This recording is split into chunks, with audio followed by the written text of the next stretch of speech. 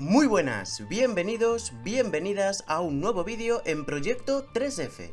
Tras la finalización del Europeo de Inglaterra 2022, toca hacer análisis, toca hacer balance. Así que en este vídeo repasaré las actuaciones de todas las selecciones, una por una, analizándolas y puntuándolas. Así que, sin más dilación, ¡que ruede!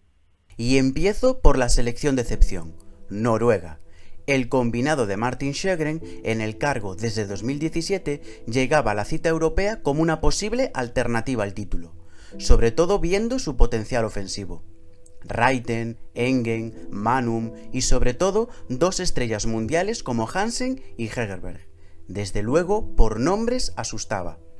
Y así lo hizo en la primera jornada de la fase de grupos, imponiéndose a la debutante Irlanda del Norte por un 4-1 repleto de fútbol asociativo.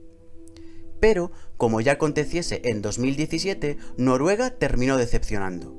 Y es que ante selecciones de más nivel se destaparon sus importantes y ya conocidas debilidades. Ante Inglaterra recibió la goleada más abultada de su historia, un contundente 8-0. Evidenciando graves problemas defensivos. Y ante Austria, cuando se jugaba la clasificación para los cuartos de final, no tuvo plan ofensivo y apenas chutó a portería. Desde luego, la gran decepción del campeonato, que lo primero que hizo tras deshacer las maletas fue despedir a Sjögren. Así que ojalá se avecinen tiempos mejores para una selección histórica y campeona del mundo. Por todo ello, mi nota es un claro suspenso. Y de una histórica a una debutante. Y es que Irlanda del Norte participaba por primera vez en un europeo, un éxito sin precedentes conseguido tras eliminar a Ucrania en la fase previa. Con un combinado muy modesto que tiene como principal estrella a la mítica jugadora del Everton Simone McGill, el objetivo en Inglaterra no era otro que disfrutar y aprender. Y así lo hizo. Cayó en todos sus enfrentamientos, pero compitiendo ante Austria y aguantando el 0-0 ante Inglaterra hasta prácticamente el descanso. Así que mi nota es un más que merecido aprobado. Otra selección que cuajó un buen europeo fue Portugal. Las lusas, que llegaban a la cita ocupando el sitio de la sancionada Rusia, lo tenían difícil en un grupo bastante exigente. Y rindieron mucho mejor de lo esperado, demostrando que el fútbol femenino portugués sigue mejorando poco a poco. Ante una selección más experimentada como Suiza, comenzaron perdiendo 2-0 transcurrido el minuto 5, para terminar equilibrando la contienda 2-2. Y a la vigente campeona, Países Bajos, consiguieron también igualarle un 2-0 en contra, aunque en este caso terminaron cediendo al final. Así que su único lunar fue la goleada recibida ante Suecia en la última jornada. Un resultado que tampoco debería sorprender dada la diferencia entre ambos, sobre todo a nivel físico. Por lo tanto, por su buena competitividad pese a la modestia de su plantilla y sobre todo por dar una importante lección de nunca darse por vencido pese a todo, mi nota es de un 6. Precisamente en el grupo de Portugal también caería en la fase de grupos Suiza. La selección helvética, con jugadoras importantes y experimentadas en Europa como Chernogorchevich, Balti o Bachmann, partía con la intención de complicar la vida a dos candidatas al título como Suecia y Países Bajos. Y vaya si lo hizo. A las escandinavas se lo pusieron francamente complicado, aunque finalmente terminaron cayendo en el minuto 80. Y a las neerlandesas estuvieron a punto de eliminarlas tras un competido duelo final. Eso sí, el empate inaugural contra una selección inferior como Portugal fue lo que realmente disminuyó sustancialmente sus aspiraciones de pase. Por todo ello, mi nota es de un 6. El grupo B era considerado el grupo de la muerte, porque ahí estaban dos favoritas al título como Alemania y España y la vigente subcampeona europea, Dinamarca. Precisamente las danesas llegaban a la cita no con la intención de repetir semejante éxito, sino más bien pensando en competir e intentar la machada de la clasificación para los cuartos de final. Y para ello contaban con un bloque bastante sólido y con una de las mejores jugadoras del planeta, Pernille Harder. Pero realmente su nivel no fue el esperado, cayendo y viéndose sustancialmente superadas por Alemania en la jornada inaugural, venciendo por la mínima y en el 72 a Finlandia, y aunque cuajando unos buenos primeros minutos, finalmente perdiendo frente a España. Su nivel general no fue el esperado, teniendo algunos problemas en defensa, muchas dificultades para trenzar jugadas y optando exclusivamente por raudos contragolpes que, como dije, solo funcionaron ante España y hasta el Ecuador del primer tiempo. Por todo ello, mi nota es de un aprobado. El grupo de la muerte lo completaba Finlandia. La selección escandinava, con un bloque experimentado y con Sahlström y Franzi como las encargadas de marcar diferencias en el área rival, sabía que, compartiendo grupo con Alemania, España y Dinamarca, tenía muy complicado el pase de ronda. La solidez y el trabajo en equipo fueron, una vez más, las señas de identidad de una Finlandia que metería el susto tanto a las españolas, al adelantarse en el electrónico, como a las danesas, al permanecer muy seria en defensa. Incluso aguantó a una Alemania en plan rodillo hasta el minuto 40. Pese a todo, terminaría perdiendo los 3 envites, haciendo gala de un encomiable trabajo defensivo, pero también de muy pocas ideas en campo rival. Así que mi nota es de un 5. Ya para cerrar la fase de grupos, toca hablar de 2 selecciones que, pese a iniciar el europeo con más papeletas que Bélgica para pasar de ronda, terminaron sorprendentemente cediendo. Una de ellas, Islandia. El conjunto isleño realmente contaba con un bloque de jugadoras que sumaba 2 europeos consecutivos compitiendo a un buen nivel, llegando incluso a los cuartos de final en 2013. Por no hablar de contar con una de las mejores centrocampistas europeas de la última década, Sara Björk Gunnarsdóttir, uno de los mayores talentos del continente, Svendis Jonsdóttir, y un buen número de futbolistas importantes como Vigosdóttir, Vilhjálmsdóttir o Brynjarsdóttir, entre otras. Vamos, que había materia prima de calidad. Así que con su físico y su condición de bloque como armas principales, las islandesas se dejaron el triunfo ante Bélgica en la jornada inaugural. Empataron contra Italia en un duelo de estilos muy interesante y que pudo decantarse para cualquier lado, y ya en el envite decisivo consiguieron igualar a Francia, siendo semejante mérito, eso sí, insuficiente para pasar de ronda. 3 puntos en 3 partidos e invictas. Es el merecido premio final para un equipo con todas las letras al que le faltó más presencia ofensiva para seguir en la lucha. Mi nota es un más que merecido notable. Por último, Italia. La selección transalpina, revelación en el último Mundial de 2019 y columna vertebral de la Juventus, tenía más boletos, o como mínimo los mismos que Islandia, para pasar de ronda. Con jugadoras talentosas que no rehuyen el esférico, las de Milena Bertolini sabían que había muchos focos puestos en ellas. Bonansea, Girelli, Giuliano, Caruso o Gali son solo algunas de sus principales figuras. Pero el debut fue todo un presagio, con un contundente 5-1 en contra ante Francia que evidenció problemas en la presión tanto propia como ajena, y también en la estructura defensiva cuando les ataca un equipo fuerte, veloz y rápido en espacios. Y en los otros 2 partidos posteriores tendrían más posesión, pero perdonarían a sus rivales, contando con más ocasiones que ellos, pero errando en ambas áreas. Y eso fue clave. Así cayó Italia. Aunque rozando el suspenso, realmente Italia tiene futbolistas con menos nivel que Noruega, y además creó bastante más que el combinado escandinavo, ofensivamente hablando. Así que por esas razones se salva y consigue un justísimo aprobado. Y pasamos a unos cuartos de final que analicé en un vídeo que dejaré en la descripción, para desgranar ahora a las 4 selecciones que alcanzaron esta ronda pero terminaron pereciendo pese a sus intentonas. Comenzando por España. La talentosa selección de Jorge Vilda probablemente partiese en el mes de mayo como la principal candidata al título, siempre y cuando superase los ya míticos problemas de definición. Pero los problemas fueron apareciendo en forma de lesiones, bajando rédito en un europeo que se preveía muy igualado. Sin Alexia Putellas y sin Jenny Hermoso, es decir, sin los actuales Balón de Oro y de Plata respectivamente, la empresa se volvía cada vez más difícil. Con todo, había talento, mucho talento.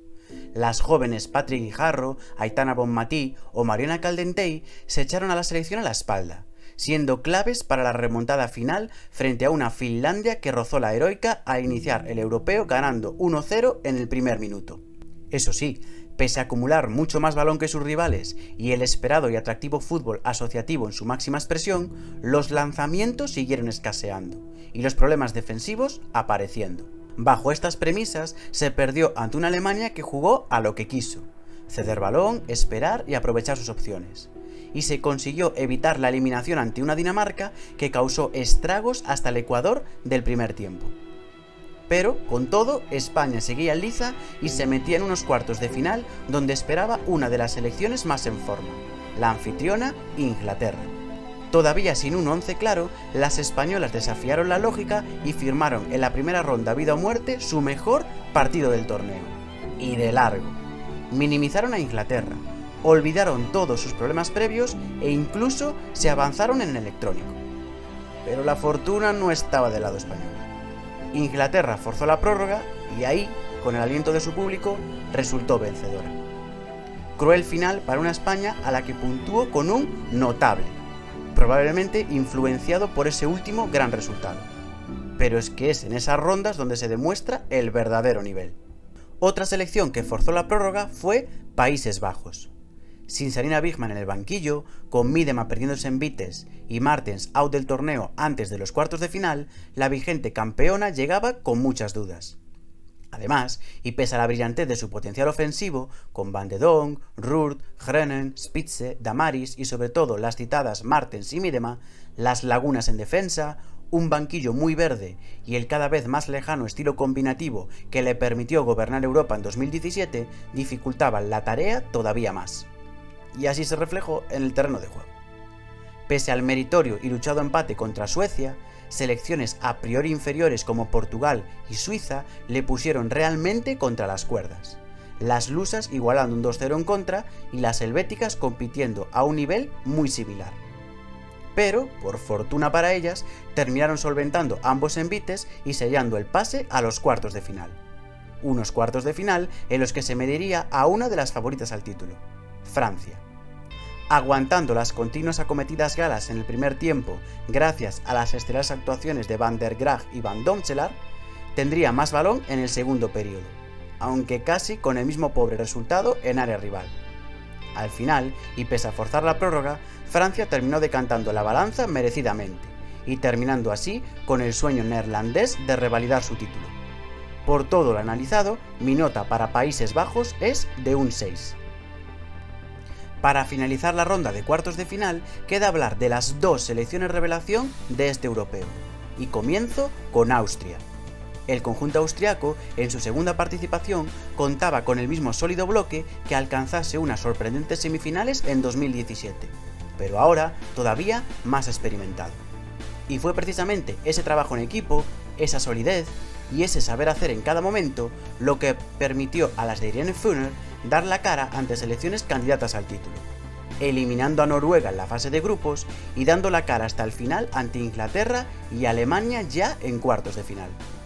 Y es que precisamente las germanas fueron las rivales en la ronda decisiva, haciendo gala gran parte de las futbolistas austriacas de su experiencia en la Frauen-Bundesliga y complicando lo máximo posible el pase teutón. Sinsberger en la portería, la pareja de centrales y ese triángulo Puntigam-Sadrasil-Feiersinger fueron de nuevo claves en el gran rendimiento de Austria, sin olvidarse tampoco del gran torneo de su tridente ofensivo, formado por Zula, Dunst y la delantera del Hoffenheim, Nicole Vila. Por todo ello, y por demostrar una vez más su alto nivel competitivo, mi nota para Austria es de un 8. Y tengo que hablar de Bélgica. Tengo que hablar del equipo más sorprendente del torneo. Y es que si en su primera participación en 2017 ya dejó muy buenas sensaciones, en 2022 se ha superado. Sobre todo, no hay que olvidar el nivel de la liga belga, que algunas de sus internacionales son semiprofesionales, como la guardameta Ebrard, convertida en heroína local, y que salvo Boulaert, Kaiman y De Caigny, el resto de la plantilla no milita en grandes clubes europeos. Todo ello convierte en casi un milagro el brillante paso de Bélgica por Inglaterra. En lo relativo a su estilo, y aunque evidentemente la clave principal ha residido en un espectacular y solidario entramado defensivo, tampoco resultó un equipo que rehusase el contacto con el balón siempre que lo tuvo en su poder. Ante Italia e Islandia aguantó el trago, y cuando pudo, aprovechó sus ocasiones. venciendo a las transalpinas y empatando ante las isleñas, mientras que ante Francia y Suecia se apalancó mucho más en su propio terreno de juego, complicando sobremanera la aparición de esos espacios que tanto gustan a galas y escandinavas. Igualmente, compitió siempre ante selecciones con más nivel que el suyo y así fueron ellas las que llegaron a unos más que merecidos cuartos de final. Por esa razón, mi nota es de un 8, aunque rozando el sobresaliente. Y ya llegamos a las vibrantes semifinales, con, para mí, las 4 selecciones que más han brillado en este europeo. Una de ellas, Suecia. La selección nórdica llegaba a la cita continental como subcampeona olímpica y semifinalista del último mundial, mostrando además un juego atractivo en el que aunaba organización, presión muy alta y, sobre todo, velocidad y físico en sus jugadoras más ofensivas. Eriksson, Rolfo, Blackstenius, la histórica Seger o sobre todo una Asllani en libertad y convertida en el cerebro del equipo eran algunas de las futbolistas más determinantes con las que contaba Gerhardsson. Y en la fase de grupos no defraudó, pasando a cuartos de final como líder. Con 7 de 9 puntos, goleó a Portugal, se impuso al final a Suiza gracias a su joven talento Hanna Bennison y tan solo cedió la igualada ante la vigente campeona continental, Países Bajos. Ya en la ronda vida o muerte, una batalladora Bélgica se cerró muy atrás, evitó la aparición de espacios y cedió el esférico. Y ahí Suecia se atascó. Y mucho. Pese a las continuas intentonas, no pudo inaugurar el electrónico hasta que en el minuto 92 la central Sembrand evitaría la prórroga en otra de las especialidades de la casa, el balón parado. Y entonces llegó Inglaterra. Pese a competir muy bien y de tú a tú hasta aproximadamente el Ecuador del primer tiempo, a partir de entonces la anfitriona hizo gala de su fútbol habitual, tan descarado y raudo como efectivo y convincente. Y Suecia fue mascando la tragedia poco a poco, hasta terminar perdiendo por un contundente 4-0. Con todo, y pese al amargo desenlace, otro buen torneo de Suecia, que sigue elevando al máximo el concepto de equipo. Por esa razón, mi nota es de un 8. La otra semifinalista fue Francia. La selección gala llegaba a la cita incrementando sus opciones en las apuestas, aún pese a las extrañas ausencias técnicas de Amandine Henry y Eugene Le Sommer. Y es que la seguridad de su defensa, el físico envidiable de su centro del campo y la electricidad y velocidad en carrera de sus futbolistas más ofensivas confeccionaban un equipo muy sólido y diferencial en ambas áreas. Y realmente comenzó dando miedo, mucho miedo. El 5-1 frente a Italia, encauzado en una brutal primera parte, evidenció la increíble capacidad ofensiva gala, con una brillante Grace Guejoró a la cabeza. Aunque los otros 2 partidos de la fase de grupo fueron más complicados, tanto en resultado como en sensaciones, al final derrotando por la mínima a Bélgica y empatando frente a Islandia cuando ya estaba clasificada como primera. Eso sí, perdonando mucho en área rival y sobre todo perdiendo a Catotó. Así que era el turno de las Diani, Cascarino, Malard y compañía, que debían dar un plus atacante para olvidar la ausencia de su gran goleadora. Y así se plantó en los cuartos de final ante la última campeona, una Países Bajos que llegaba con muchas dudas. Aún pese a que las neerlandesas forzaron la prórroga, durante los 90 minutos y sobre todo en el primer tiempo, solo hubo un equipo capaz de crear peligro: Francia, apoyada en ambas áreas por el poderío de Wendy Renard y también por el protagonismo de una Selma Bachá convertida en revulsiva. Al final, decidió un penalti transformado por Perisset cuando la espada de Damocles de los cuartos de final ya rondaba por la cabeza de todo el mundo. Porque lo de perdonar y caer en cuartos ya era algo mítico. Pero en esta ocasión ya tocaba romper el maleficio.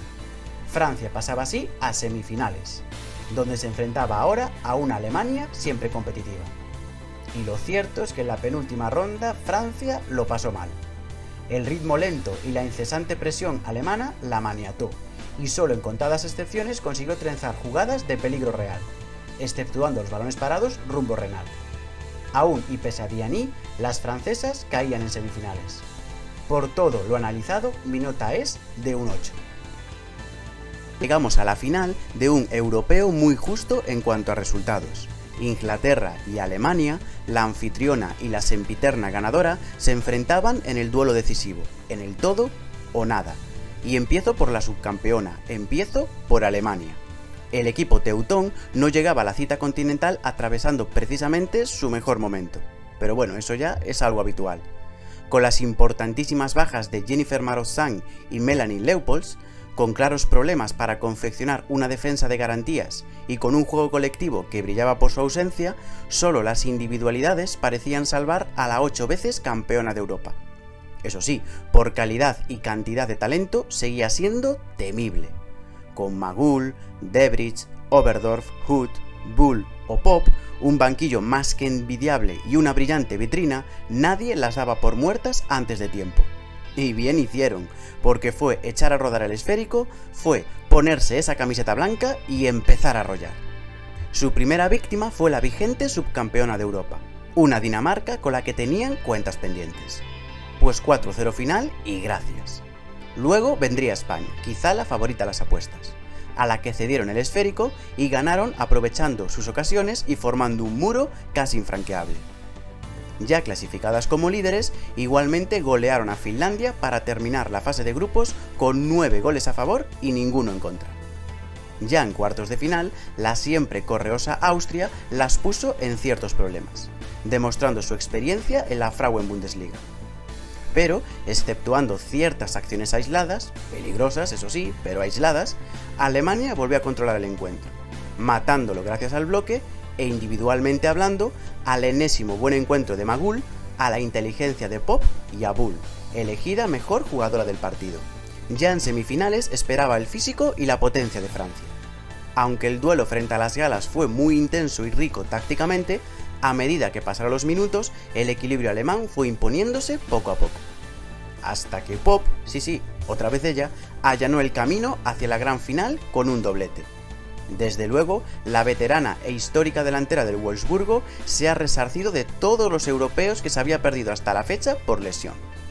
Y así, siendo quizá la selección más regular de todas las participantes, se plantó en la gran final, la 9ª de su historia, que se dice pronto. Por todo ello, mi nota es de un más que merecido sobresaliente. Y cierro las puntuaciones de la Eurocopa 2022 con su flamante ganadora, Inglaterra. Al igual que aconteciese con Países Bajos en 2017, de nuevo la anfitriona demostró que el calor del público siempre ayuda. Aunque de nada sirve si no hay una buena base de talento. E Inglaterra la tuvo. Tras imponerse en febrero en la Arnold Clark a selecciones de la talla de España, la campeona olímpica Canadá y la propia Alemania, aplicando un novedoso y atractivo estilo de juego que aunaba organización, combinación y velocidad a partes iguales, las opciones de Inglaterra ascendieron más que nunca de cara a su torneo. Así, con toda la presión pero también todas las ganas del mundo, iniciaban las de Sarina Wiegman, principal artífice del éxito, su candidatura al título continental. Aunque la organización austriaca cerca estuvo de amargarles la jornada inaugural, frente a Noruega se desquitaron. Y bien a gusto. 8 goles ante toda una alternativa escandinava que significaron la máxima goleada histórica del campeonato. Ya líderes y ya en la siguiente ronda, igualmente en la última jornada de la fase de grupos también golearon a la debutante Irlanda del Norte. Con 13 goles a favor, ninguno en contra y un fútbol increciendo durante el torneo, se plantaba en los cuartos de final para medirse a una España con muchas dudas. Y casi saltó la sorpresa. El combinado español cuajó de largo su mejor partido del torneo y una muy incómoda Inglaterra se vio incluso obligada a remontar. Jugándosela con su nueva hornada de jóvenes atacantes, véanse Kelly, Toon, Russo y sobre todo una más que diferencial Hemp, las inglesas lograron forzar la prórroga y plantarse en semifinales con un golazo de Georgia Stanway. Ya en el penúltimo envite esperaba Suecia, un combinado sólido, rocoso y peligroso con espacios. Pese al equilibrio de los primeros 25 minutos, Inglaterra fue decantando la balanza a su favor, destacando la aportación de Beth Mead, máxima goleadora y asistente del torneo, y de una Fran Kirby que lideró al equipo con magia en la parcela ofensiva. El 4-0 definitivo, un golpe de autoridad previo al envite decisivo. Y ahí estaba. Inglaterra llegaba de nuevo a una final continental que no pisaba desde 2009. Y frente al peor rival posible, la hasta 8 veces vencedora Alemania. Con todo, las inglesas sabían que estaban ante una oportunidad única de entrar en los libros. Y no fallaron. El encuentro fue realmente parejo, muy táctico en la primera mitad y más ofensivo en la segunda. Pero en la prórroga, Inglaterra terminaría imponiéndose gracias a los goles de Toone y Kelly. Título más que merecido para una Inglaterra que escribe su nombre junto al resto de las campeonas de Europa: Alemania, Noruega, Suecia, Países Bajos y desde 2022 también Inglaterra. Por todo lo analizado, mi nota para ellas es de un sobresaliente. Ya para finalizar, aquí os dejo la tabla con todas las notas de todas las selecciones en este Europeo de Inglaterra 2022. Y esto ha sido todo. Si os ha gustado el vídeo, dadle un me gusta, compartidlo y dejad un comentario. Y ya sabéis, si os interesan vídeos sobre esta temática, suscribiros al canal y dadle a la campanita. Un saludo, chao chao.